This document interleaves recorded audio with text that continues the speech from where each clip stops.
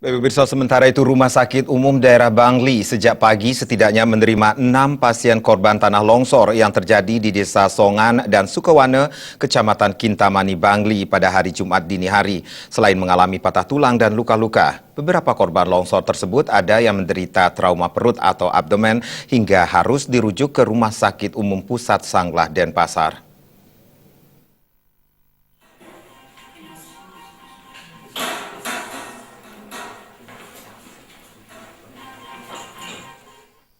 Pasca bencana tanah longsor yang terjadi Jumat dini hari di beberapa kawasan di Kintamani, Bangli, Rumah Sakit Umum Bangli terus menerima korban luka-luka. Di antaranya korban kakak beradik Wayan Budiana usia 17 tahun, menderita patah tulang paha pinggul kanan, serta Ninyoman Tritasari 14 tahun, menderita luka-luka ringan. Setelah mendapat penanganan dari pihak dokter rumah sakit, kedua korban dari Desa Songan ini mendapatkan perawatan di ruang Nusa Indah. Sementara itu di siang harinya mobil ambulan kembali berdatangan ke lobi instalasi gawat darurat RSU Bangli secara bergantian, diantaranya membawa korban luka atas nama Ketut Mertajaya sekitar 40 tahun yang merupakan korban longsor yang terjadi di Desa Songan, Wayan Suari 80 tahun serta cucunya yang baru berusia 2 bulan. Bayi yang belum mempunyai nama ini ditemukan tim penyelamat di antara reruntuhan rumah yang rata akibat terjangan material longsor bersama sang kakek bernama Kawi yang telah meninggal. Selain patah tulang dan luka-luka di beberapa bagian tubuh, beberapa korban ini juga tampak mengalami trauma dan akan terus diberikan penanganan oleh tim medis RSU Bangli.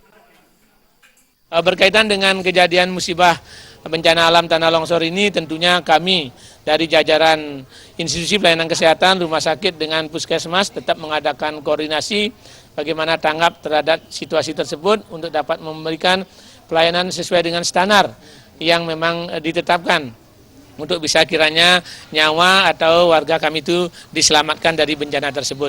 Selain daripada itu, kami juga dengan sektor-sektor terkait, yaitu dari PMI, BPBD, dan instansi yang terkait lainnya tetap mengadakan jalinan komunikasi. Izin Bapak Direktur kami sampaikan, sehingga keberadaan kami di pelayanan gedung di sini di Rumah Sakit Umum Bangli bisa optimal untuk melayani warga kita yang mengalami musibah.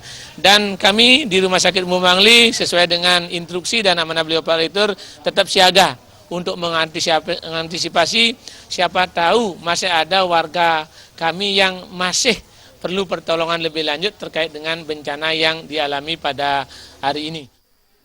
Sementara itu, salah satu korban bencana longsor dari Desa Sukawana atas nama Sulang terpaksa dirujuk ke RSUP Sanglah karena diduga mengalami trauma perut atau abdomen. Ari Wiratmaja dan Agung Krisna, Bali.